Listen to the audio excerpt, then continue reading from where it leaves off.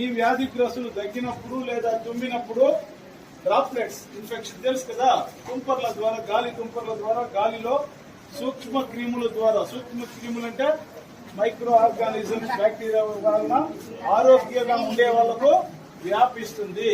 ఎవరైనా ఎక్కువ ఉపవాసాలు ఉండి స్లిమ్ అయిపోవాలా, జీరో సైజ్ అయిపోవాలి, తినకండి ఇట్లుంటారు చూడు, కాసుకొని ఉంటుంది. ఈ వైరస్లు, బ్యాక్టీరియాలు బాగా తిన్నోడికి రాదు, తరిమేస్తుంది. లోపల ఎవరుంటారు సైనికులుగా? WBC తెలుసు కదా, తెల్ల రక్త కణాలు సైనికుడు మారు కాసుకొని ఉంటుంది. లేకపోతే అందరికి వస్తా ఉంది టీబీ, మాకంతా రాదని కాదు, వస్తుంది. ఇమ్యూనిటీ తరిమేస్తా ఉంది బయట. ఎప్పుడు ఇమ్యూనిటీ డల్ గా ఉంటుంది, ఉపవాసాలు ఎక్కువగా ఉంటాయి, ఇట్లుంటుంది. వస్తే రాబా నా వల్ల ఏం కాదు, నేను నిద్రపోతా ఉన్నాను, లోపల బెంచ్ వేసి పెట్టిండారో, మీరు రండి అంటుంది. అప్పుడు టీబీనే కాదు ఏ వ్యాధి వస్తుంది, చూస్తుంది లోపల తొంగి.